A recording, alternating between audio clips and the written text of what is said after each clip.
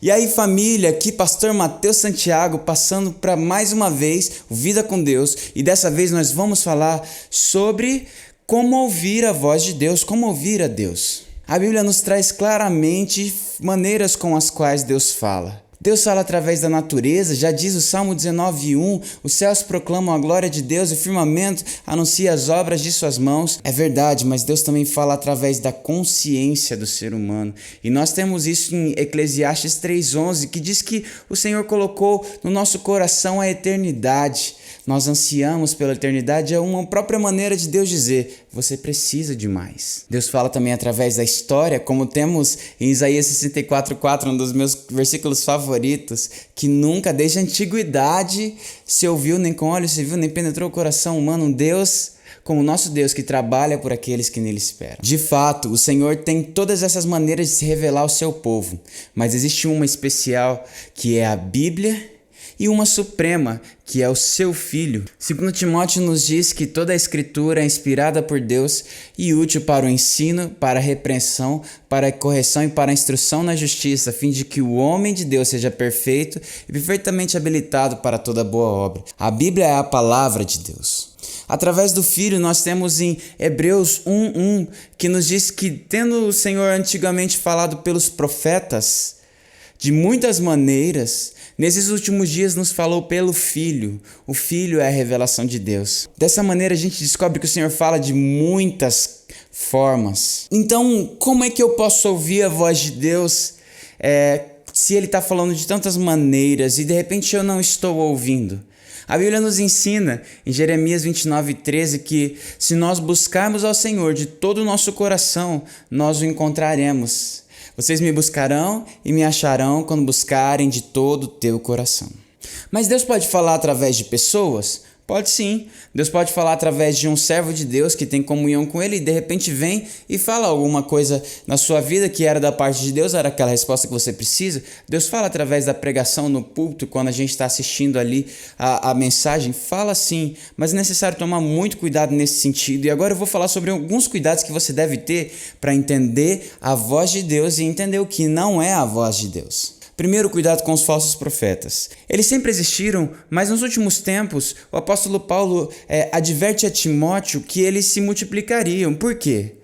Pois virá o tempo em que não suportarão a sã doutrina. Pelo contrário, sentindo coceiras nos ouvidos, segundo seus próprios desejos, juntarão mestres para si mesmos. É importante a gente tomar cuidado porque existem muitas pessoas que se dizem de Deus e elas estão falando o que você quer ouvir. E é por isso que se ajuntam tantas pessoas em volta delas. Eles não vão falar sã doutrina que às vezes vai contra o que você pensa, que te corrige, que te constrange. Eles vão falar só o que você quer ouvir. Timothy Keller tem uma frase clássica que nos ensina: se o Deus que você adora nunca discorda de você, é possível que você esteja adorando uma versão idealizada de si mesmo. Se nunca o que você ouve são palavras que te corrigem, que te transformam, só palavras que te fazem sentir melhor ou qualquer coisa assim, pode ter certeza de que Deus não está sempre falando com você. Um outro cuidado que você tem que ter também é com relação à interpretação errada das Escrituras. Sabe por que a gente sempre tenta distorcer as coisas quando ouvimos a sã doutrina? Porque nosso coração é enganoso e nós devemos tomar cuidado com ele. Jeremias nos ensina: enganoso é o coração mais do que todas as coisas, e desesperadamente corrupto, quem o conhecerá? Isso é Jeremias 17, 9 e 10. Por isso a gente tem que tomar cuidado com o nosso próprio coração, com o nosso próprio desejo. Alguém diz que a voz do coração é Deus falando. Não é Deus falando. Deus nunca vai se contradizer com a sua palavra. Deus nunca vai dizer alguma coisa que a palavra dele não está escrito. Deus nunca vai dizer alguma coisa que vá contra a palavra dele. Números 23:19. Deus não é homem para que minta e nem filho do homem para que se arrependa. Acaso ele fala e deixa de agir? Acaso promete e deixa de cumprir? Então tudo que está na palavra de Deus, ele cumpre.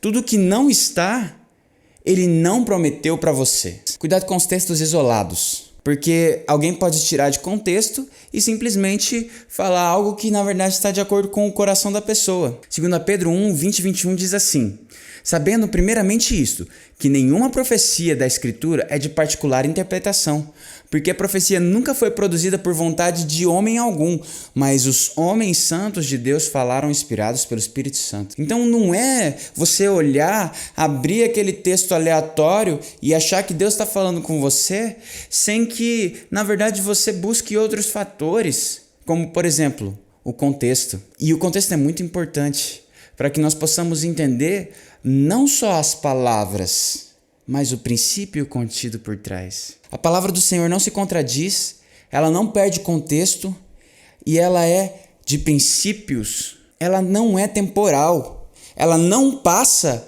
porque mudou alguma coisa no mundo. Então o contexto muda, as situações mudam, a linguagem muda, mas o princípio jamais muda. Mas mesmo assim, você lê a palavra e talvez você pense, Deus se calou. E a Bíblia nos dá 2 motivos para os quais Deus se cala. E o primeiro é pecado. Romanos 1 diz que o Senhor entregou o povo às suas próprias paixões. A pior coisa que pode acontecer com você é o Senhor simplesmente entregar você às suas próprias paixões. Então, aconteceu isso com Saul. Ele estaria rasgado de seu reino. O Senhor excluiu Saul de seu reino e assim Saul não consegue mais ouvir o Senhor.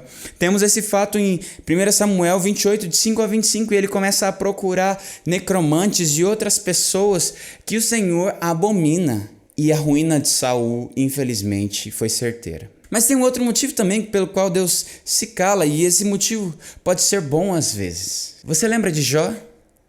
Jó, em sua peregrinação como servo de Deus, foi um homem exemplar. E Jó, por um momento, não consegue entender o que Deus está fazendo na vida dele, não consegue ouvir o que Deus está fazendo na vida dele, e busca o Senhor e se debate com os seus próprios pensamentos e é acusado por seus amigos quando tudo vai de mal a pior e ele não tem uma resposta de Deus. Mas era porque Jó estava agindo errado? Não, era porque Deus estava provando Jó. Era por propósitos maiores do que os que ele simplesmente conhecia. Então, numa prova, o Senhor se silencia às vezes, para que a nossa fé, mais valiosa do que o ouro, possa ser provada. Então, o que fazer nesse momento? A primeira coisa é ver se há em você algum caminho mau. Examine você mesmo e veja se há algum erro. E se há algum, arrependa-se o mais rápido possível. Mas, se você se arrependeu e se você examinou a sua vida e percebe que está passando por uma prova, permaneça, persevere. O Senhor dará a resposta no fim. Pode ser apenas um espere. Continue orando, continue pleiteando a sua causa, continue no altar do Senhor, continue buscando na palavra dele, até que você tenha a resposta do seu Deus. Porque o seu Deus jamais deixa o justo confundido.